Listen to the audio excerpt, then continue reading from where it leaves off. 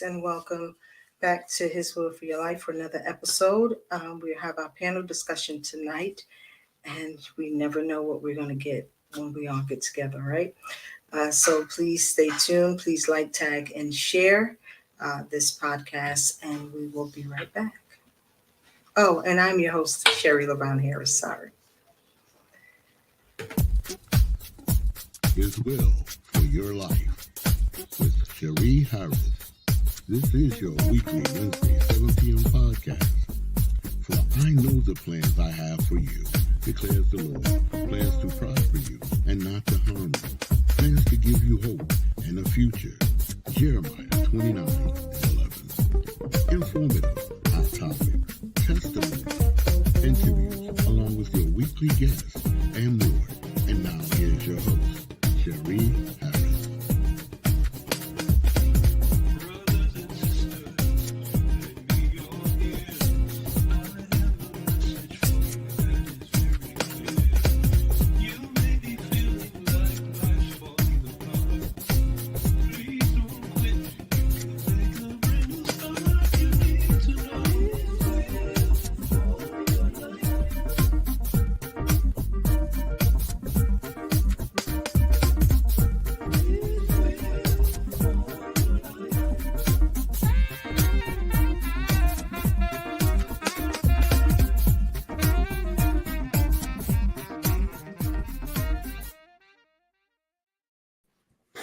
Greetings, everyone. Welcome back to another episode of His Will for Your Life. I am your host, Sherry LaVon Harris, and we have joining us their original panel, except for two. Please keep them in prayer, but we're going to go forth tonight. We're going to start with Daryl, and then Pastor Lanisha, and then Ray, and then Omar. What y'all start with me for? What I do? What I do deserve to go first? Good evening, everybody. This is your boy, Daryl W. at Daryl 3.0. Hey, good evening. That's all I can tell you. I had a wonderful day here in Charlotte, and man, had some good food, and I'm just sitting here chilling. You know, it's a wonderful Sunday. That's it. Let's talk about love. All right, Lanisha. Hello, I'm Lanisha Bosby. I am just a servant of the Lord. I love serving the Lord, and I'm excited to be here, excited to talk about a subject that sometimes can be a little hard for me, but I'm excited to talk about it. I'm looking forward to discussion. Omar.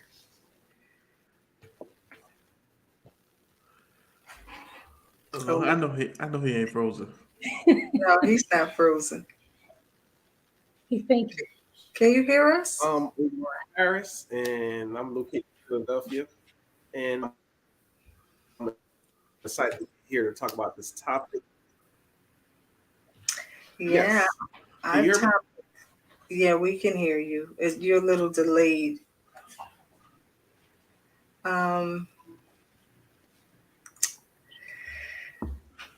This is a heavy topic. Okay. Yes, I'm Omar Harris. Happy to be here to talk about this topic. I don't know why it acts up when we go live. Now in the back, we were working just fine. Yep. We were working fine, right? We must be finna bring something down. We finna cast something down today. Right. Somebody finna get healed. Somebody finna get free. I hope so. We're in our series, but we had to break off for our panel discussion. But our series is Building Wealth Through Faith. But tonight's discussion is what's love got to do with it. And so I venture to say love helps. It actually helps that subject out a lot if we're honest about it. Because if you don't have love for what you're doing, you won't build wealth. Mm-hmm. Yep. So I'm just saying, what's love got to do? It's got a lot to do with a lot of stuff. it does. It's the passion. Right. The passion of it. All right. So when you hear that, what resonates with any one of you? Tina Turner. Right. Yeah. It does, right? Yeah, Yeah. absolutely. That's what You got pops to in hit everybody's music mind. once, Ike. Yeah. Exactly. He came in a minute. Eat the cake, anime. No, seriously. But Pastor Lanisha, what resonates with you? Yeah, so actually, I probably would have answered this question a little bit different, but Mhm. just by like prior to today, but Daryl said like talking about building wealth, like today in church, we talked about giving, like generosity, and so when you love something, you will like give your all. You would do what you have to do for it, and I just think about like giving in ministry, giving in church. Like if I love the Lord and I want to honor Him, then I'm going to do that. But I also think about like even when I love someone or care for someone, like my family, like I'm gonna go above and beyond to like help them and be there for them. But then I also think about so the question like what's love got to do with it? In a way, it's like it doesn't have anything to do with why you do what you do. And so processing that, like you have to have love for like for humanity, to care for people, to nurture people, to be there for people, to be able to do it. And like it may be one of those things where it's like God is calling us to do it, but like wholeheartedly, if you truly care about what you're doing, then you will just do it out of love. Well, come on and preach there. Come on, Omar. What's love got to do with it for What you? when I think about what love has to do with it, um, I guess it depends. For me, the concept of love have to do with responsibility, right? Because biblically and Hebraically, it love the whole concept of it means to provide or be responsible for something. So Mm-hmm. whenever you love something or someone, you're going to take full responsibility towards that person within your actions, right? Because the Bible says, "Not love, not in word only, but in deed." Indeed, yeah. And so it's the actual expression of what you do, and in the way you do it. You on mute. There's too much going on in this background of mine. I need a producer. I need a monitor. I got come in and out of my door. However, um, so Ray, since you left the party, I'm going to give you an opportunity to share what resonates with you when you hear this title. What's love got to do with it?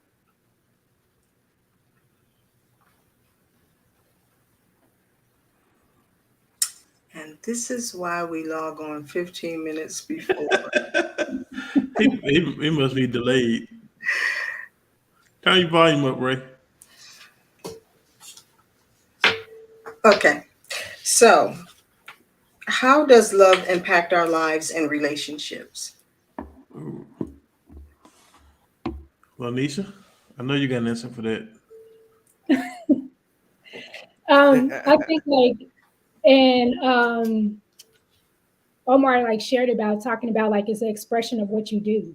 And I think like for it to impact our lives, like I think about all the things that I choose to put my hands in, the things that I'm doing. Like I'm not going to choose to be involved in something that I don't have a passion for, that I don't love, but I'm going to be involved in things that I really love, that I can see myself like going that extra mile for. And like so for me, it's like all about that. Like I'm going to choose like to wholeheartedly unconditionally love in this aspect to doing what I'm doing. Like I love to teach. So if I get opportunity to teach, I want to teach whatever it's about. Or I love to serve with kids. So whenever I have the opportunity, I want to serve with kids. But when I think about like loving a person, when I love you with all I have. I'm like, well, what can I give you? I want to give you the world. Mm-hmm. Correct. Like he said it best, like an expression of what you do, like what I do, my actions show how I love. Absolutely. Mm-hmm. Absolutely. Omar. All right. So the question was, how does love impact my life, or how do I think love impacts my life? Was that the correct How question? does love impact our lives and relationships? Okay. So I think love impacts our lives and relationships in the manner that um love should be long suffering, right? It should be patient. It should be helping uh each other in relationships, and even friendships, romantic relationships, endure and get through times that may, you know what I mean? So love encourages. It should encourage us to do better and be better. Amen. So that's how I think love impacts us. Yeah. Tony Braxton said love should bring you home at night. Mm. You should have been with me. So, Ray, how does love impact our lives and relationships? Okay. I think he hears us now. I think he's just ignoring us. Ray, you ignoring us? He laughing. Y'all gotta send him a message because Daryl, go ahead and answer the question. well, okay. So I look at love from a different perspective. I think it all depends on which love we're talking about because my love for my brother is not gonna be the same love for my wife. My love for my children not gonna be the same love for my, what I'm saying, for my, parents or whatever the case may be. Right. So I just think, it's, we all know it's 4 different kinds of love. So, but if we're just strictly talking about relationships, I like to say, I tell anybody I'm dating, you get all of my love up front, but it's not necessarily my eros love, it's my agape. So you're gonna get that regardless. The eros you got to build up to, and you're not gonna, I trust you, I respect you, all of these things, but that eros is gonna take a minute. I'm not one of those people. I don't fall quickly anymore. I learned that growing up, getting your heart broken, going through marriages and divorces and things like that. I'm not giving it up just that fast anymore. Like, I got to be for sure this time that, it's going to be where it needs to be. Right. So, I mean, it's different now. It all depends on what we're talking about when it comes to love per se. Right. You mentioned there are 4 kinds of love. What are they? Storge, that's between parents and children. Agape, that's that godly love, that no judgment type love right there that everyone should have, but that's not necessarily the case. The eros, that's between husband and wife, love partners, whatever y'all want to call it. And philios, so philos, between brothers, brothers and sisters. Philadelphia, the city of brotherly love, comes from that root word. So if you don't have, like, I did a message on this. It's on YouTube. I'm not gonna tell you where it is, but it's actually called "What's Love Got to Do with It." Really? Really? And I did it on Valentine's Day some years ago. Really? Yeah, Oh, I talked about this. I have to go find that. I talked about this and put it on how and if you don't have healthy storge, healthy philios, and healthy agape, you won't have healthy eros. It cannot work. It just certain things we get in order. I believe God, if He truly orders our steps, and you're supposed to come out with the agape. You come out with the storge, and then if you get siblings, you get the philios. But all of those things got to work in conjunction in order for you to have a healthy eros. I believe so. Yeah, it's on YouTube. Oh, well, Back in my teaching days. We shall see. Yeah. How has our understanding of love evolved over time? Oof. Yeah. I don't think people understand love for real. No. I think Eros gets a black eye based off of what something else somebody else did. They called it love. It's not necessarily love. It looks like it, but it was probably more so you're being used or being manipulated. And now here it is, and now you hate love, and love ain't do that to you. Right. Yeah.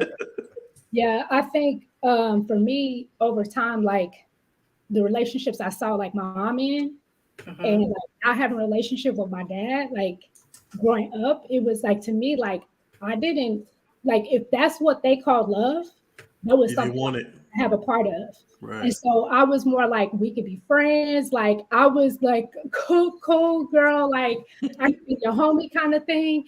And so now like I'm stuck in that. Like I cannot go past the friendship stage because for so long that's all I've ever been to someone is like the homie.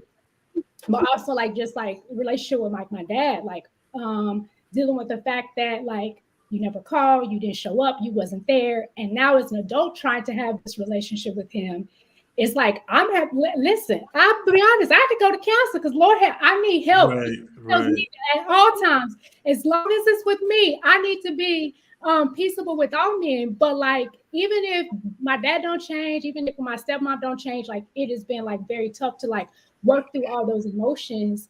And the fact that I felt like I'm always an outsider. Like no matter what, every week I'm like, here it is again. I would never be treated the way he treats his other children, and I am his firstborn. And so Right. that's really hard to feel like you're not loved by your parent, the person Right. who created you. Right. So God's love for me, like if I didn't have God's love, like I wouldn't have no kind of concept or understanding of what love could be, because what I saw around me did not teach me what I needed to know. But God's love, like, came and embraced me, saved me, and just like I always be like, it's just me and God. And my pastor be like, I don't understand why you say that, because listen, it's just me and God. Like if it don't get done, I ain't doing it, and God ain't doing it, but it's just me and God, and we gonna make it happen. See, Lanisha just proved my point. Her storge is off, so that she can't get the arrows that she wants because she didn't have a healthy, you know what I'm saying? She didn't have a healthy example. Right. So if they examples make the difference. Right. Good evening, Paula. Thank you for joining us tonight. Ray looks clear right now. You got a good signal now, bro? I hope so. Man, StreamYard was just bugging out on me, man. It doesn't like latecomers. But you know what? That's what's love got to do it. I love y'all so much. I need to get in. I got to find a way to get in. So that's what's love got to do with it. So Yeah. So you missed a couple of questions. Let's go back. You want to join us? I won't go back. I keep rolling. I'm just kidding. Our last question is, how has our understanding of love evolved over time? Is that for me? Who ringing? That's Lanisha. I don't know who's ringing. Who ringing? Y'all just don't even treat this podcast Yes, we do. right. I was trying to use phone, 2 computers. I said I was just trying to get in any which way I can. All right, on to business. Come on, Ray. What was the question? Can you repeat that? How please? has our understanding of love evolved over time? Well, I mean, that all probably kind of depends on what context we're speaking about, right? I mean, certainly, as I was on and her dad was talking about, it depends. You know, is it love for our children? Is it love for our parents? Is it love for the Yahuwah? You know, where's that love towards? But I think overall, you know, in general, I would say that, you know, our love just really has to mature and evolve over time as we know more. You know, and really, I think for me, I can just speak personally, you know, as a follower of a believer in Yahuwah, then, you know, my love evolved because now I love or try to love from a place where how he loved me. I try to issue out the love the same way to everybody around me. You know, certainly, you know, the top 2 set of people that holds the dearest part of my heart is my mom and my 2 sons. You know, they hold that. There's just the 2 special parts in my heart, and you know that's never changed. And as becoming a father, that took me into a different stratosphere of love. You know, because now I'm seeing someone who came forth from me, and it's almost like I can have a sense of when Yahweh made man and he looked and, you know, said he was good, you know, and look at that and how we look at us. So, you know, I'm looking at my 2 sons and I'm like, wow, you know, this is, and I know the love I have for them. And, you know, just there's really nothing in this world that's going to change that. Wow. Very good. Did everyone go? Did you go, Omar? I didn't go yet. Okay, go ahead. Over time, I think my understanding of love has evolved is because I look at it differently now. Over time, I've grown to understand that love doesn't have so much to do with emotions like we've been taught. It's not, love is not so emotional, right? like I spoken earlier, love is really about what you do, what you express through your actions, right? Mm-hmm. So, um, for example, the Bible tells a man to love his wife like he loved himself, right? Mm-hmm. So a man's Yep. husband's position is to provide, protect, and lead, and so his expression of love would be in his protection, provision, and leading, and that has really nothing much to do with the emotional piece. You understand what I'm saying? And Yeah, even with the Most High, he says if we love him, we should do his commandments. That right. has nothing to do with how we feel, emotional state, or nothing. Our expression of love is what we do.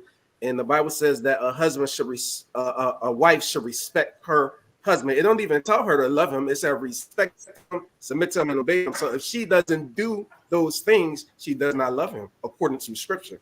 And none of that has anything to do with, oh my God, how I feel. And so my understanding of it has evolved to this point.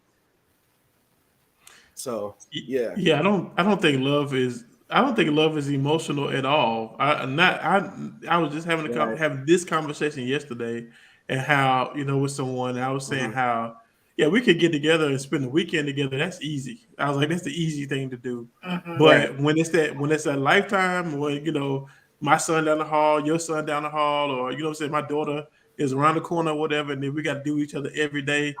I was like, that's where it really comes in, that because, especially when it Yeah. comes to relationships, I'm a person, I believe this wholeheartedly. I think it's three things that you need, trust, respect, and a well made up mind. The Mm-hmm. love is gonna come. The love is gonna get all of that. Right. It's gonna bring all that together. But if you have those three things when it comes to heart matters, I really believe like you can have a successful relationship. I don't think you can do Right. anything outside of, not if you're a believer. I don't think you can do anything outside of Christ. Okay, that's a given though. That's a baseline for what we should be at. Right. But sometimes when you be married to somebody, you ain't gonna love them all the time. I'm just gonna go and tell you straight up. It's a fantasy people like to have. Oh, I'm just Yes. so in love. Like, I wouldn't necessarily marry a woman because I'm in love with her. Yes, I will love her, and Right. I will definitely be in love with her at times. But there are going to be some times they're going to look at her with a side eye. She going to look at me with a side eye, and that ain't love. So at the end of the day, I have to have my mind made up, and I trust and respect her enough that we won't step out on each other, or we won't treat each other bad. So I just think it's nothing that's emotional when it comes to love. Not for real, for real. Right. Besides the fact, the only Mm-hmm. time I saw emotions on display when it came to love was when Jesus was going to the cross, and he asked God, "Why can't this cup pass from me?" That's the only emotion I ever saw. But at the end of the day, he submitted to what it is that he had to do Mm-hmm. because he loved us that much. Absolutely. That's the greatest love of all. Right. And not the one Whitney talking about. Okay, so how does love shape our behavior and decisions? Ooh. Well, Lanisha made that point earlier about not having a love relationship with her parents, and I feel the same way. I didn't get what I felt like I probably should have gotten to be in a different place, and yes, I had to go to therapy for it as well. Look, normalized therapy. So we had to, make sure that if you don't have proper love, it's gonna have you look at some kind of way at different people because Mm-hmm. you don't know who's doing what. Like, what are you here for? It makes you question everything. Yeah. It makes you question everybody when you really should be in a season of just relaxing and just enjoying what it is that you got. But you can't though. It's impossible because you're always waiting for to get punched in the face per se. You're always waiting for the ball to drop or something Yeah. like that. So if you didn't get Yeah. it, healthily growing up, it's hard. And if you're going front with you, it's hard. It's very hard. So Yeah. this is off It's true. my questions, standard questions that I have. I just want to interject for a moment. Do you find it different because both you and Anisha experienced it? Do you feel it's different as you get older as a man? Does it hinder any of your relationships? Um, I like to say that I have evolved from certain places in my life when it comes to relationships and love. Like now I can properly love somebody because I did work. I did, I sit back and I think, and I really, really use logic. I use wisdom, and I use, the gift of the Holy Spirit to help me to discern on who should receive my love and who shouldn't. Now, my therapist told me, she was like, Daryl, you have this one problem. It's not that you pick women or pick the wrong women. I just stay in situations longer than I should sometimes.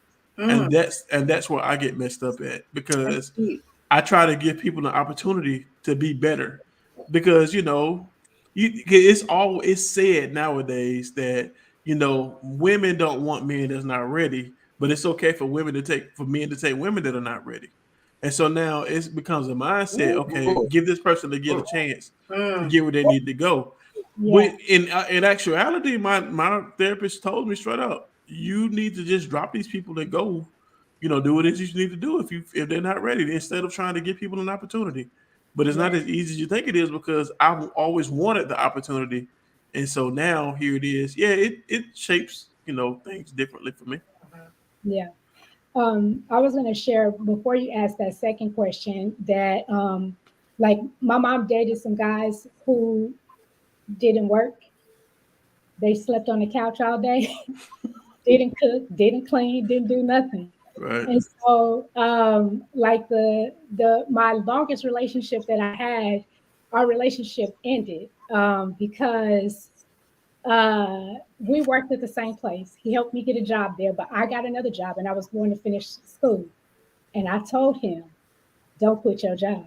He decided he was going to quit his job. mm. Thought he was going to call me and ask me to pay his car payment. Bro, you live at home. You don't pay not one bill, and all you got is a car payment. Wow. And I actually like lived on my own and was like getting ready to go back to school and working and paying my own bills. And so my first reaction was like, oh yeah, I love you. I'm gonna take care of you. But then I was like, hold on, wait a minute. I right, told you, don't quit your job. And like right. right at that time, our relationship, like it ended. Like it was 5 years down the drain, like over. Wow. And recently he just moved back in town, which has made me like process a lot of stuff, like thinking about like how I reacted to things like that. But it's from my experiences of what I've seen. And so even like just trying to date and stuff, like going to date guys, like I'm a person, like I am a go-getter. So if you have goals, I'm gonna push you to make to get to those goals. But I'm also the same way, like you were saying, like I would be like in a situation and it'll be 3 years, and I'm like, what the heck? We ain't going nowhere Right, because right. you're still trying to figure it out. Yep. Listen, and I really comes to the point where I just cannot like do that. I'm not expecting you to be perfect to already be there, but I want you to be able to be striving and so that we can move forward together.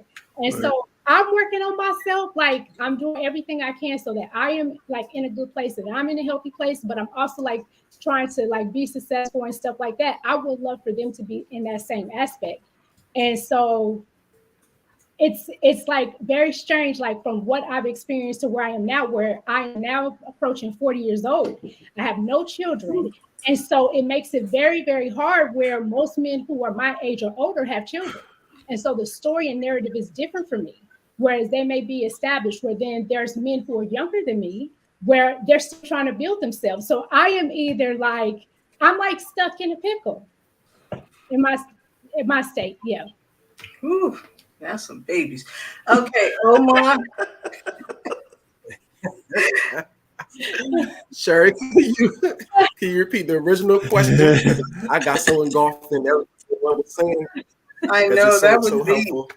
That was deep. How does Right. love shape our behavior and decisions? Oh, I think love shape our behavior and decisions.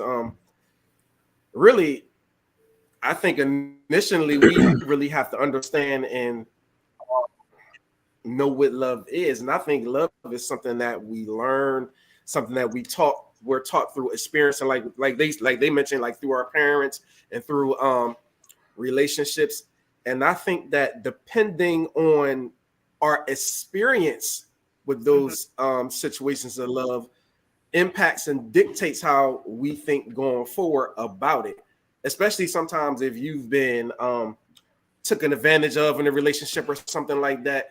Sometimes that can leave like a negative impact on you about how you think about love, because some people aren't genuine, and we have to be careful that we don't live from that place, that we missed another opportunity that may be genuine. So it's hard to navigate that sometimes, you know what I mean? And that's how I think it shapes. Great. Ray. Hello. Uh, no, I no, I agree with Omar right there. You know, I mean, experiences definitely shape the things that you look for, what you call love, what you think is a demonstration of love to you. You know, I know that, you know, me growing up for most of my life, teenage years, teenage years, Mhm. said most people in my life did not show love toward me, at least not in the way I can't even say at least not in the way they did not show love. And I can think about the handful of people, literally a handful. You know, the head person there who showed me love was my grandfather, you know, my maternal grandfather, you know. And I think about all the people that I was around, adults, who did not show me love. You know, I think about even kids my age running around who did not show me love, right? So, you know, yeah, so our experiences coming from those areas, you know, which, you know, shape our perspective of what love is. You know, I knew my mother showed me love, but it was not until we were able to be reunited, not because she abandoned us, but because she left us to try to make a better life for her kids. And so there was a separation there, a physical separation. But, you know, that spoke love to me, because when she was, and I was talking to her recently, and I just said, I thank you, because you left us and you could have disappeared. And we would have not had any which way to track you down. Not any which way to track you down, you know, being in a different country, you know, and I thank her for that. But that is that's a demonstration of love for me, that says, yes, it's from my mother, but, you know, not everybody have the same experience with their mother, right? You know, and so, but that's a strong demonstration of love for me, you know, from other people in my life. I didn't see that. And, you know, I see a lot of beatdown, and that remains with me. So I don't see someone reaching out to me. I'm like that. I'm going to draw back, right? I'm not going to put myself out there to try doing things. I'm going to draw back. As a matter of fact, I spent a whole lot of my life in that state, you know, drawing back, you know, because I'm not going to put myself out there, not knowing what's going to happen in the future. So, you know, why should I? You know, why should I live in that state? You know, you know, many of you know who listen, I'm divorced. And I think that plays a part a long way in it, because there's a time when I was like, yeah, when I wanted to put myself out there and different things happen, and I was like, well, no, that's not what I was expecting. What I do, I drew back. I drew back within myself, right? And so if I can't give of myself, if I can't be free and allowed to be Ray, whatever that means, you know, with all my emotions, baggage, and everything, then, you know, to me, that's not showing love. So does it certainly shapes your view of what you think, what you're looking for, what you're expecting of those around you that you're looking for. And, you know, fortunately, the moment you don't see it, it's, you know, you either find yourself recall, or you end up staying in a situation longer than you ought to, because you're hoping that person would turn around, especially if you really like that person. You're hoping that person would turn around and be the person you think that they would be, a person that you want them to be. And, you know, you can end up doing some real emotional harm to yourself. Right, right.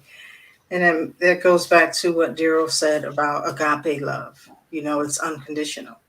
And so we need to have unconditional love for everyone, including our children. There was a radio station we had in Connecticut, and they will always say, nothing you can do to make God love you more. There's nothing you can do to make God love you less. Right. And that's just unconditional love. Okay, our next question. Everybody in? We in. Let's get it. How have different cultures? Huh? What was that? I think it was just delayed. Oh, okay. How have different cultures and societies defined and expressed love? Ooh, different cultures in society. Defined and expressed love. I'm limited with my answer because I've only experienced one or two cultures in my whole life. I've been black since I've been here, so that's that's one culture, and I deal with other people. I mean, where I can. Or So you can see from a distance, from looking. so from a distance, because as a black man in America, from a distance, I can tell you, um, sometimes I'm like, man, they really got it over there. You know what I'm saying? But if you dig a little bit deeper, it's like, nah, they really ain't got it like they think to do because it's a lot more that they do that we pretty much don't do. You know what I'm saying? And it's like, okay, I gotta say it like this because culturally it's the truth. I think our love for one another was shaped or reshaped after slavery. It Mhm, is what it is. We spend a lot of time beefing with one another, fighting with one another, things like that. Whereas we could just put it all to the side and do what it is that we need to do to really like walk in agreement with one another, and then we can have anything that we want. mhm, Because, and I gotta say it like this: you have other subcultures who literally get together on one accord and agree and get anything they want in this country.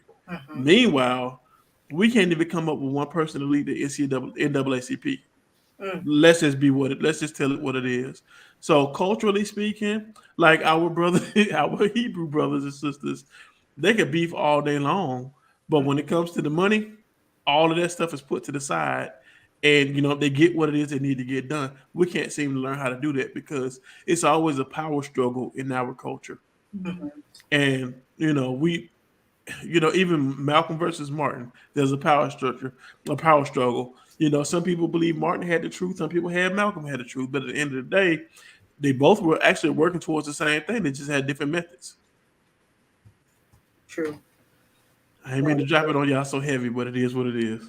No, it is what it is because we were taught not to love each other, Right, and that's the sad part. right. Mhm. And And we're that still taught that today. and Willie Lynch, Yeah, that's what he absolutely. did. He held workshops and taught the masters how to keep us in odds with one another, Right, and that carried on from generation to generation. And it's right, unfortunate, And then we went through a phase. And Spike Lee did the movie of School Days, the light which skin was, against the yep, dark skin, and it just kept going. right. It is fitting for Black History Month since we only get the shortest month of the year, but Yeah. We that make history every day, though. We make it history is. every We day. do. I just designed a T-shirt. We can't sum up our history in one month. No. Mm-mm. We really can't. So who else want to take on this question? I'm quite sure I need to repeat it. We're all over 50 in here. How have different cultures and societies defined and expressed love? I just think like in some ways like we're a little behind. Like we take a long time to make decisions. We take a long time to process what we're gonna do. Sometimes can't seem to like figure it out to the last minute. Where I see other cultures like make moves, and I'd be like wondering like, okay, what just happened? Why is it taking us so long to make this Right, happen? And right. so that's something that I've noticed throughout the years, and I just don't know what the answer is to that. Why do we choose to like I know we it can be like cautious like just like wanting to be sure but we're also just like our culture we don't take chances if we don't feel like we know for sure we're not taking the risk and that is something that I've noticed. And we don't support one another. But Lanisha, the last risk we took got us on the ship. So I mean, come on now. Collectively, the last risk we took got us. It got us snatched up out of our homeland. So I mean, let's tell the truth. That shouldn't stop us. Now we don't want to do. No, it should. You're right. It shouldn't stop us, but I think what it takes is it's probably going to take just as long Mhm. for us to get back to that place as it did for us to be removed from that place. Yeah. I mean, we're dealing with 400 or 500 years worth of trauma. It's not going to change in 50 years. Let's just call it what it is. I Mhm. mean, in the 50s, my dad was born in 58. So a lot of this stuff that we're dealing with, they were still like just coming out of when he was born. So he's just now 65. So that's 65 years ago. To bring things into perspective, that's not that long ago. Mhm. True. Is if we're being honest about it, that's not that long ago. So the things that were done from the 1600s all the way up to the early 1900s, that's going to take a while to work through, because it's like it's been weaved in. A couple of generations stuff will put into our DNA. Trauma is in our DNA, and unfortunately, you have some of those that look like us during that time that told on us. So Mhm. now here it is in our mind. There's a possibility, we can get treated or told on again, and and something may happen to us. So it's gonna take a minute for us to get that together. Right. Right. Unfortunately, I know, and it's so. Side note: in corporate America, listen, I am for myself. Like, exactly, I hope you get nowhere. I'm sure exactly, about me. No, I'm just. exactly. Right. Anyone else? No, but we're what you both said is absolutely true. But you know what? At some point, real talk. At some point, we have to elevate our minds and our thoughts and our desires above that. Because yes, it happened, and that's Right. history. It happened. We lived it. Still, to some way, I'm living it. But if we look at our culture, we're still, we're trying to say, we love each other and all that kind of stuff, but we don't demonstrate that, right? Mhm. And Mhm. love, it just has to be demonstrated, right? And then when we realize that it's not about us, if we take the mentality, it's about all of us, right? Mhm. And it has to start somewhere. Yet, and it has to start somewhere with somebody. So while I agree with everything that you said, I think we still got to come back to that point when we really got to stop being about, it's all about me or it's all about that, quote, it's all about the Benjamins. Let me get mine, you get yours. And yeah, I get all of mine, you get Listen, we what you got our get. favorite. you Now, know so since we have musical themes here, I throw that in there, but really though, if you think about it, inside your family, if everybody's going a different way, what kind of unity there is, what kind of None. love there is. And it's when you come together Mhm. and join together, join that force, then you start realizing the potential, the dream, and how you move out of this state. So as much as our history and is painful, and it drives a lot of stuff that we do today, we haven't gotten to that mentality when we're really going to break up out of that to be able to say, okay, let's do something different. Let's take up, because hey, one thing we're good at, we're love copying people. And you see, if we can do that, imagine how that can, these people in this will for your life, they're doing that. They're coming together. They're making so, let me go imitate that, right? You Right. imitate that, and that can spread. So I'm just saying, at some point we have to break up out of that mentality and kind of say, yes, it is there. We're not ignoring it. But if we have to elevate above that, we got to take different steps. Got to take a different route. Absolutely. So we're going to move on to the next question. How does the media, movies, music, and literature impact our view of love? I Mm. think Go ahead, Omar. Come on, Omar. which one? Because the last question I didn't get to answer it. You didn't get to answer the last question. Which one am I Okay, so answering? you want me to go back to the last question? Okay. How does the Yes, because I media, didn't get an answer. movies, music, and literature impact our view of love? That wasn't the one. The one before that, I didn't get the answer. The one I about just the asked you, did you want me to go love back? and the culture. How, how Yes, have different cultures and societies defined and expressed love? I think different culture. church and society define love through unity. So I agree with Ray, Daryl, and Lanisha, because in order to show love to one another, we have to be united. And the Bible say a house divided against itself shall fall, right? Yep. Muslim leaders understand this, but we are the house of Israel. The Bible says that. And the Bible said Israel was scattered to the four corners of the earth. And through slavery, now I'm African American, you Jamaican, you Haitian. We actually are the same people. Right. And as long-minded like that, we would never be able to come together and show love. If you notice, like the Chinese, they have a homeland and they understand that they're the same people. But we the only ones. You're a Haitian, you're a Dominican, you're a Jamaican, you're African American, and the house divided like that will not be able to show love to one another. Plus, we have shown each other betrayal since slavery, right? Betraying one another all the way up. Betrayed, Malcolm X got betrayed, and so many others got betrayed by our own people that it's hard to even trust each other. And so to love one another would start with the unity and the trust, which we don't have because of those things that transpire. We have our panelist who's home who has a question. If love isn't based on emotions, how do we take emotions out of it? I can answer that question. I think I'd like to answer it. The way that we take emotions out of it is letting it be what it is. Love tells me that I'm married to a woman and we got to have somewhere to live. I need to pay the mortgage. That's nothing emotional about that. Just write that check to the bank. You know what I'm saying? Or love tells me I have children and they need shoes. I need to buy them.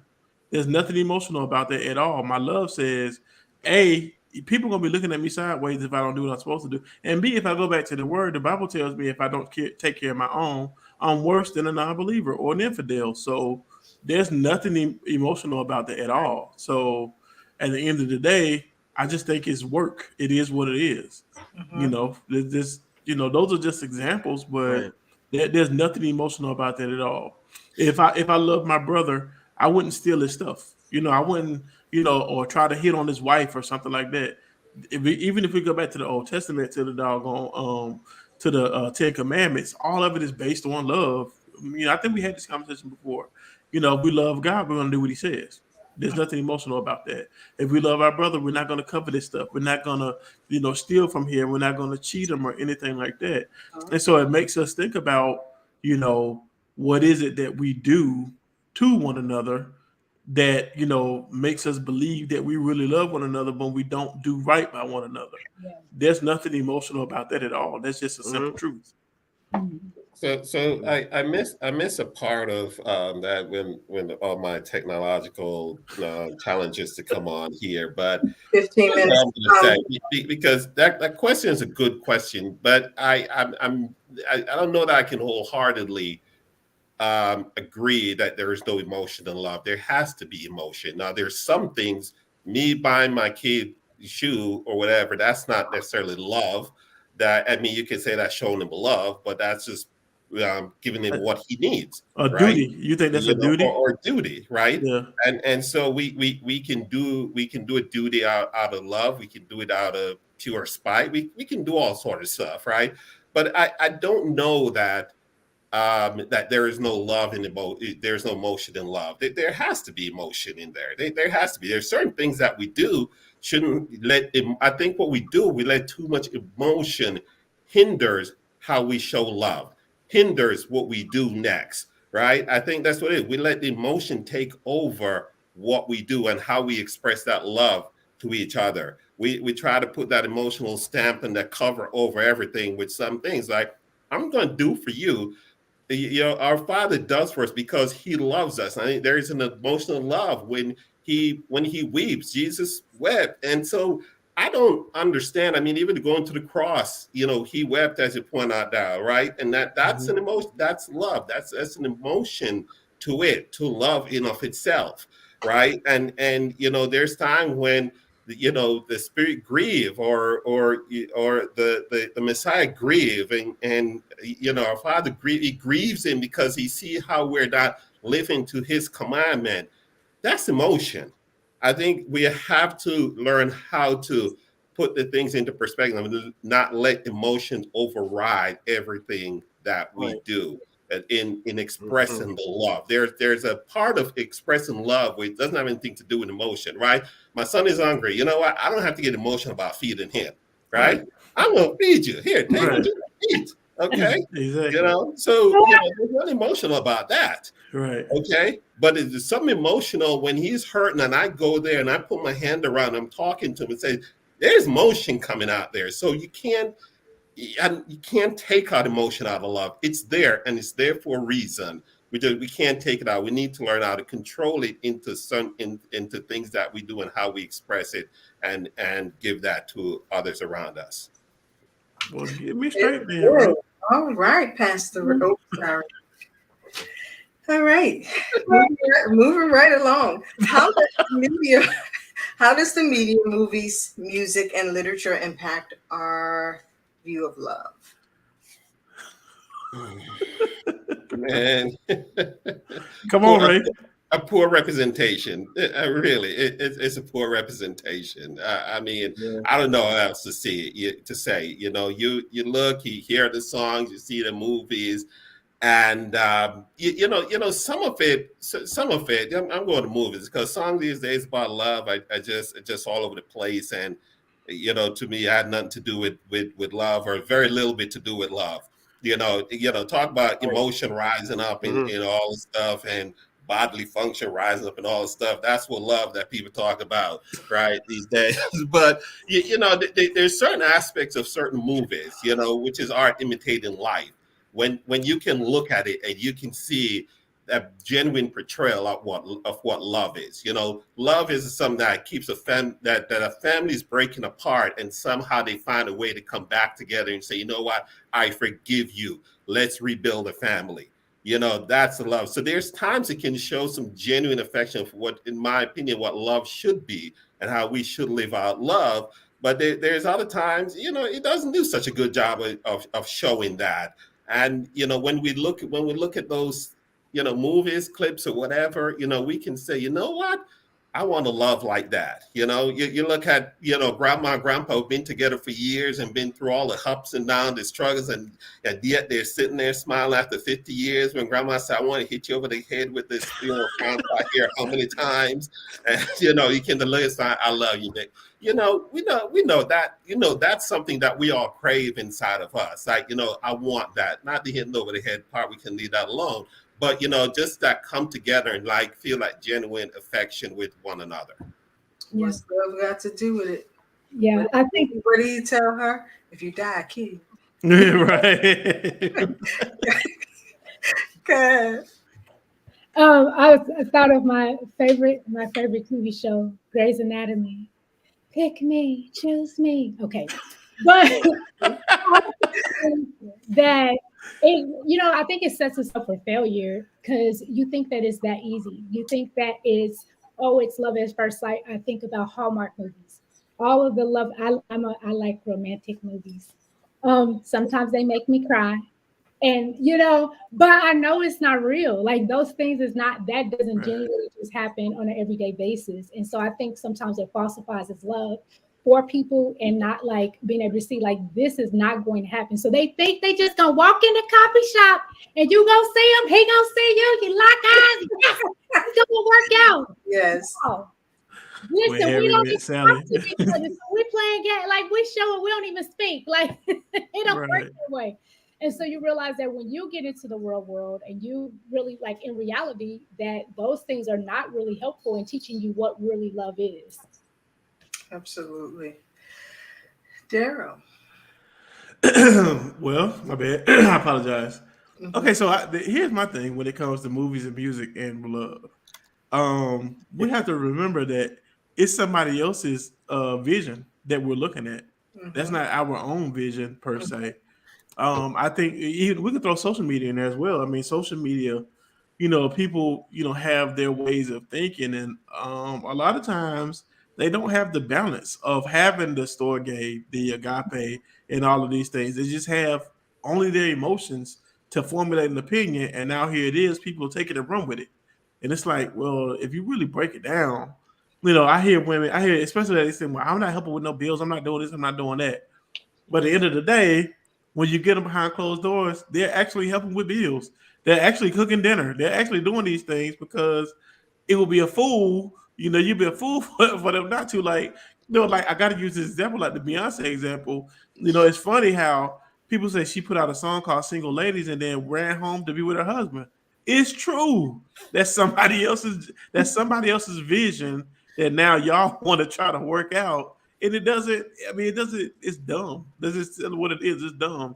And for you to attach your life or hit your horse to that wagon, it makes zero sense in my opinion. So I think everybody should just, you find out who you are and what makes you tick, and find another person that can do that for you or with you, and live your life that way. There was a social media influencer who portrayed himself as a single man, giving advice, and the whole time he was cheating on his wife and Right. giving relationship advice. Right. And I mean, he had a large following. Yep. Right. And he still got it. That's the crazy part. He still got it because people want to believe that fantasy. Yep. That's all they're selling is a fantasy. That's what it is. But at the end of the day, they still somebody's making somebody happy somewhere. Omar.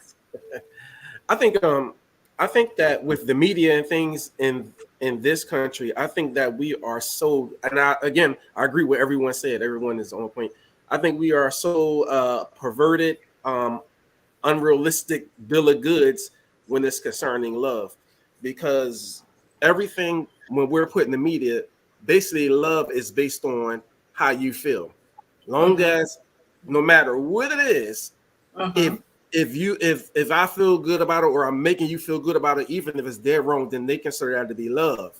But sometimes love says no. Love corrects and be like, no, this is wrong. We're not rocking with this. And but our equation with the media equates love to in this country is about long as you feel good and everything's gonna be better roses, like Lanisha said. And it's like that. It requires work and long suffering. And there will be those times where you will feel like, oh my God, this is the best thing, in the whole world and all that emotional thing. But that requires work. And the majority of the time, it's not that blissful feeling. But you can establish a fine peace. So this Western concept, Disney movie type of love stuff is unrealistic. It's not real. And the people that own all the movies and stuff, their relationships tell us that. They get divorced. It's not what they be selling us. But we buy in and we have the expectation for somebody to meet what they did in the movies. It's unrealistic. What they're selling us is a picture of euphoria. Right. It's a picture of euphoria because that's why you can't make decisions in euphoria. If you're in a euphoric state, you can't make a decision because once you snap out of it, you be like, what in the world did I just get myself into? Right. How did I end up in this place? But it happens. So It does happen. I'll share this one thing. Like I used to have an attachment to like R&B music when I was a kid. I was that girl who made mixtapes for people. Listen, I was putting the jams on the phone. And I remember like God, like I went through this journey where like God like did like a whole makeover for me, like literally stripped me of who I was and built me back up. And I remember just like there was a time where he was like, you cannot listen to it because I was so like, it was your idol. Yes, with what those words were saying, that was like truth to me. Right. And so now if I be like, oh, I'm gonna sing one of my favorite Beyonce songs, boy, I know it ain't true. Now you ain't gotta teach me again. But I remember how much I had attachment to music, and I would just cry because I was always sad. But I think about my story and my life, like as you get older, you think back on your past and you be like, okay, I see why God had to do that to me. I see why God was like, you need to know that this is not true. That I am truth, and that I would never allow those things like this is not the type of love that I want you to experience. And so listening to the music, this is great, some great love jams and stuff like that. But I have to you have to be able to tell the difference between this is something that I'm creating for entertainment, to entertain people in an aspect of what is reality of your life. Mhm, mhm. Absolutely. You guys are on the road. Okay, here we go. What challenges do people face when trying to find and maintain a loving relationship? Oh gosh. I can't answer this question. I've been single for a very long time. So I don't have no input. Me too. I'm taking notes. Me neither. Listen, come on. Now all of this is personal opinion. So, Yeah. oh man. Okay, so I can't answer the question either. I've been single for almost 12 years, so I ain't gonna answer it either. Hey, I got you, big brother. I mean, when I say single, I mean unmarried. I've had girlfriends, but Oh well, that's it. Come on, Omar. You're the only one. You gotta save us. single. I think really one of the main challenges is compatibility, because the Bible says how can two walk together unless they agree, Come on, right? brother. And so some of the same values and even the same belief systems and things like that can be challenging. Some of the same morals.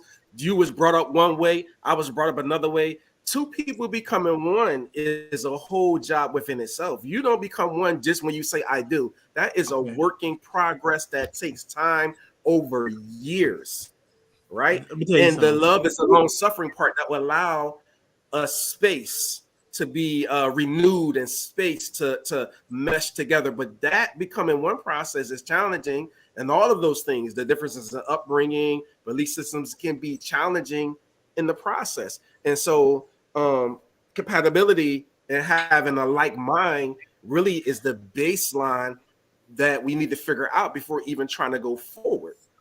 Mhm, Right. That's what I think. I just told this to somebody last night. Literally just said this last night. I was like, when you Mhm. marry somebody, you won't become one in the first 5 years. It's Right. impossible. That's right. That when it's impossible because you have spent. Now I've always said this, that Eros love is the most dangerous because you give it to a perfect stranger. They can say yes today and no tomorrow, That's and it. there's nothing you can do about it. You ain't no Nothing. way you ain't nothing you can do about it. But here it is at our age, at 40 plus, you live your whole life with a specific mindset, and now you're inviting the perfect stranger into your life to say, "I want you to share everything that I That's it. have." And especially if you've been Mhm. single for a while, like we have, it's not easy to relinquish who it is that you are.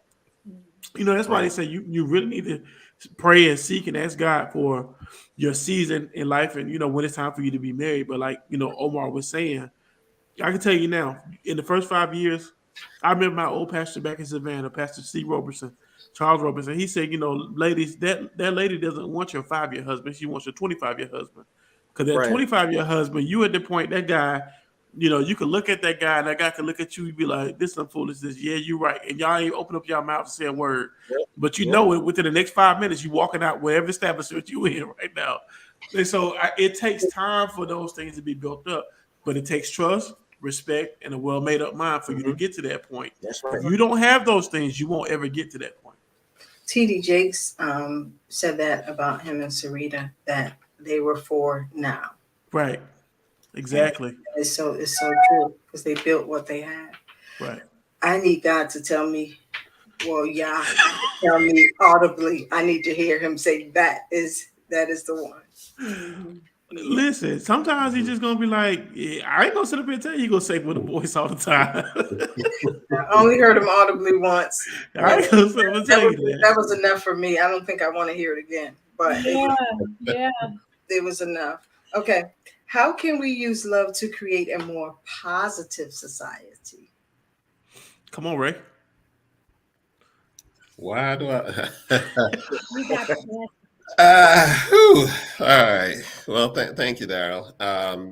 How can we use love to create it? Because there is something about love that's freely given, right? Mhm, And we talk about the oneness was not made overnight. Mm-mm. It's never made overnight. And but for us to make that overnight is that we have to be able to and be willing to give up some of those things that we hold dearly to, about ourselves, whatever that is, right? We have to figure out those things that doesn't, in the long scheme of things, doesn't really matter, right? And if we're going to make society a better place, then we have to, in a way, get to a point when we have to say, okay, it's not about me, it's about the people, right? It's about the other person. It's about that person next to me, next to my left, on my left, and on my right. Mhm. Okay. And when we give up those rights to whatever it is that we're holding on to, when we evaluate that, not all of them, because there's certain moral stuff that you hold on to that is right and true and good. And we have to find, and we can't let go of those things. But the trivial things, Mhm. that which is a lot of times what we end up holding on to, a lot of the trivial stuff.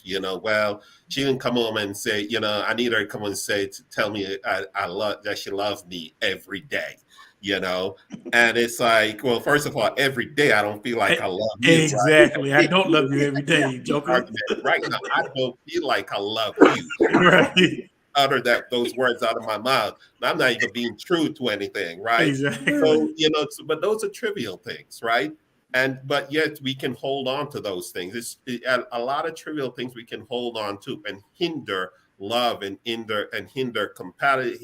community from forming together and expanding and moving out. And we have to be able to learn to listen and talk to each other. Right.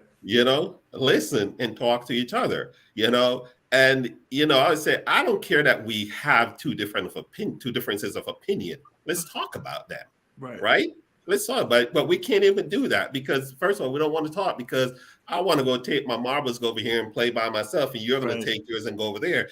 There's no communication. So again, as Omar said, how can two walk together unless they agree? Right? And if we're not spending time to either learn each other and agree with each other, then there is no community, there is no solidarity, there's nothing being built up there. All right. So we have to get to that point. Let's figure out the stuff that we need to agree on, right? The stuff that are a matter of righteousness, a matter of truth. But first, if we can't agree on those, then we can't even move forward. And let's figure out what the trivial things are that we can let go, because at the end of the day, it doesn't really mean a whole lot of anything. Which way do you put the toilet paper? Over or under? Yeah, I mean, over on a, who cares? I got all y'all beat. I don't even put mine on the roll. I just leave mine on the counter. You just roll it. It's just right there on the counter. Right there on the counter. But that's trivial stuff. Right, but that's trivial stuff, and that stuff causes split in relationship because people decide somebody's crazy. And it's like, really? If you make it bigger than what it needs to be, absolutely right. You're absolutely right. So yes. And Ray, that has a lot to do with that has a lot to do with maturity too. Right. Absolutely. You're right. You said it right absolutely. Then, yeah. You have to pick and choose your battles. Right. Right. All right, number 8, and we have 2 more after this, and we have gone over our time as usual. But what can we do to foster a culture of respect, compassion, and understanding in our relationships? In our personal relationships? In relationships, any kind of relationship. Be mature. That's the only thing you can do. Just be mature. You got to set your mind to be mature. Because there's some petty people out there, but you can't be petty with them. You can't stoop down to be petty with them. Sometimes you feel like being petty. And this is what Jesus was talking about when he turned the other cheek. Not necessarily physically, but sometimes you just gotta be like, you gotta be like, oh yeah? Right. And keep on and go in a different direction. That's just what it is. Right. You gotta set your face to be mature. Set your face like flint. Right. Anybody else? That's it, everybody. I think we can. I think basically just this being the expression of love in the earth and with each other is and also just giving people space to be who they are without always being super judgmental, because we need to give people room to grow and things like that, just like somebody gave us room. And I think that would be one way to do that. Absolutely. Very good. Okay. Everyone spoken. All right. How can we cultivate a healthy attitude toward love and relationships? Come on, Anisha. I think we really just have to renew our minds. Really, I mean, we have to flush out. We have to get out all of the historical junk that's in our mind and in our hearts and what we want. And again, really kind of, understand what really matters at the end of the day.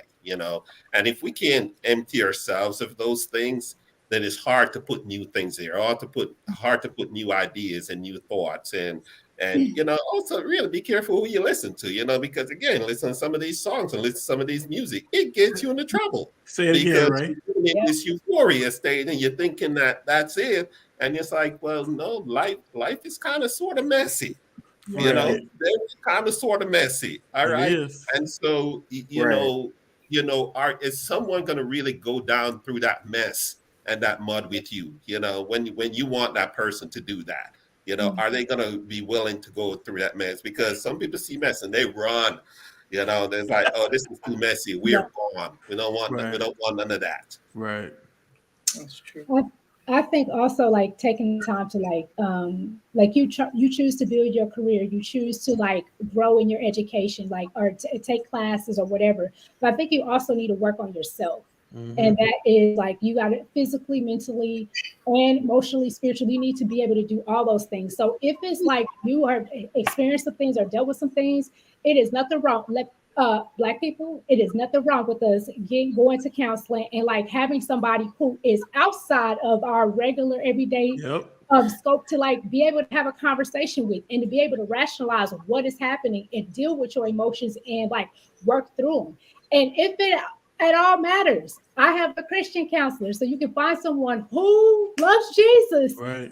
also like guide you in biblical principles, but also stay true to their practice. Mhm. And like choosing to take like courses or things like that come up, like there's all kinds of conferences and stuff, things that you can be a part of that can help shape you. Because I also think in order for you to have this healthy relationship, the things that you've experienced in the past or relationships that you had prior, you got to work through that baggage and work through the things that you've experienced, because you can't expect that the next person that you encounter is going to do the same thing that the other person did. And so you'll be able to give that person the benefit of the doubt, but you got to work through the things that you've already experienced, and you can be open and be transparent, but try your best to work through those things so you're not carrying that into the next relationship. Right. Right. Y'all on it, boy. Ooh. Y'all on it. I can tell these people have been healed right here, boy. Yeah, I'm getting healed. These I people want to been go to our healed. last question, and then we're going to sum this up, and we're going to do our takeaways. Okay. Okay. What practical steps can we take to foster love and connection in our lives? Ooh. Well, I would say uh exercise. Take better care of yourself physically. That if you that right there shows a great amount of love towards yourself. Shoot, take a walk sometimes, or like they say, hey, use the insurance benefits and go sit on somebody's couch. That's number one. Yeah, go sit on somebody's couch. Tell them your issues instead of burdening your homegirls and your homeboys down with your crap every time they talk to you, because they can't get out because they stuck listening to your mess. So go get somebody. Talk to somebody. And look, the Bible tells us there's safety in the multitude. Multitude. So that means you need more than one. That's right. You need more than one. Yeah, your friend circle is good, but they're biased. If you having issues with your man, you only talk to your That's right. homegirls. It is what it is. If you having issues with your wife, your homeboy may not be the right person because he may not be able to give you a real answer without these emotions being in there. Absolutely. Let's call it what it is. You get you somebody in your circle that's outside of your circle per se. Don't be the smartest person in your circle. I don't ever want to be the smartest person. I don't ever want to be the most anointed person either in my circle. If we just keep it real. Absolutely. So yeah, those are a couple of things in my. If I find you some stress relievers, you could. I go to the gun range, or I'll go on vacation. So it is what it is for me. So those things. Absolutely. Great. Everybody answered? Come on, Ray. I know you got something. Come on. Cook some oxtails or something. Come on, It's tell a us. lifestyle, right?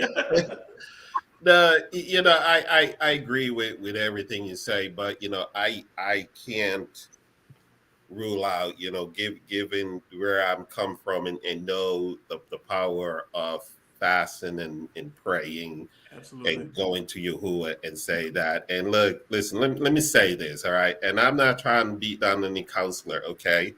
But the best counselor is Ruach, all right?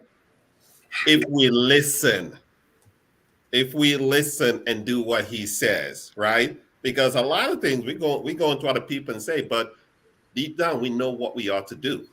I believe that, right? Mhm. Deep down we all know what to do. And if we don't, and we pray and we fast and go seek Ruach and seek Yahuwah, and he'll tell us what to do. A lot of times we don't want to do those because either we consider it hard or difficult, or mostly because we become selfish because I don't want to do that. Right. I don't want to let go, because a lot of those times you're going to let go of what you think are your rights, what you think are your privileges. Let go of that, right? Mhm. And so, you got to know yourself. Spend time with yourself. Been said here before. Know yourself, right? Know who you are. Know the type of person that you are. Because a lot of these things, we don't need to go farther in Scripture to find a whole lot of answers. And what is not an answer, I firmly believe I have that a God scripture. will speak that to us in our lives in a minute if we give Him the room to, and if we be obedient and follow exactly what He said. But I am firmly going to say, spend time in prayer, because when I was going through my mess, it was pray. It's not even talking to other people, all right, that got me through. Yes, that helped. I'm not saying that don't help. Don't get me wrong. I'm not saying don't talk to anybody, but my greatest help was when I was on my knees, when I was speaking to Rob, because even speaking to him, I went to battle with him, because I'm like, no, what you trying to tell me? How you gonna tell me that?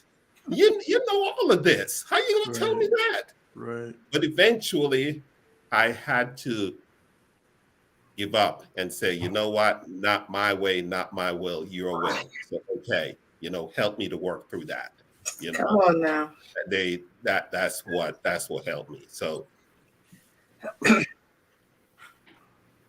I Come think on over. to foster real quick, I agree with everyone said again. This kind of runs into the last question to me, but I think that like Lanisha said, becoming whole. You have to be whole. You have to be filled with the Ruach, right? Because we have to love the place of the Spirit, right?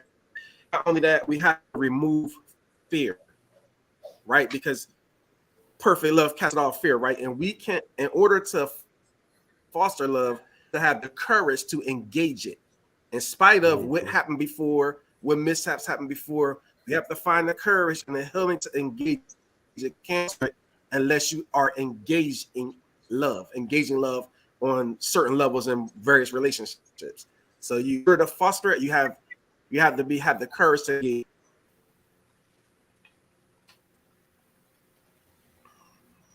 Well, did you go, Lanisha? I'm going to say my final thoughts. Yes.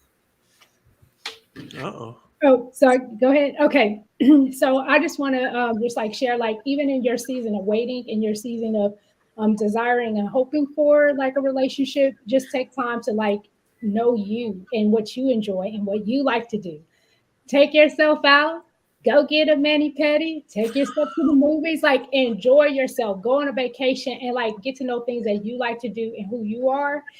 Because I think a lot of times, like in relationships and things that you've experienced, you get lost in yourself. But I think it'd be great to like go back and find out who you are in Christ, but also enjoying the things that you like. And that way, when you do like find someone that those are things like maybe you guys have that in common, or it could be something that you can allow him or her to like be able to experience and vice versa. Great. And I will sum it up with the matters of the heart, right? And the Bible says in one of my favorite books, Jeremiah, I believe it's 17 and 19, the heart is deceitfully wicked, who can know it? And so that means that we have to seek Ruach HaKodesh on how to love. And when we talk about how can two walk except they agree, it's actually talking about us and Most High. And so he can only teach us how to love by his example. Mhm. And so when we're seeking after him, he will teach us how to love even when we're hurt, even when we've been disappointed, even when we've been rejected. He's the only one that can teach us how to love. And that's it. Any more takeaways before we go? Love is emotional when it needs to be, I guess. I'm gonna share this one last thing because a couple of days ago, Rock dropped this in my spirit, and it's been freeing to me. It's just kind of applying that and look at it. But there's a lot of things that we look and we said it's difficult. And what Ruach dropped in me is in my spirit was that when things are right, we call it difficult. And we have a difficult time doing the right thing, right? So we know the right thing, or we've been told the right thing. We make it difficult by fighting against doing the right thing. So as we go forth and begin to live, yes, those things that we call is difficult, or yes, it might be, but the battle that we have is to doing the right thing. And when we come to that crossroad that we know what the right thing to do is, if we stop battling with it, then we'll go ahead and do the right thing, do what needs to be done in that situation. That's all I got. All right, brother. Right. Omar? Nope, I don't have any. All right. Well, thank you guys for joining us again for another episode of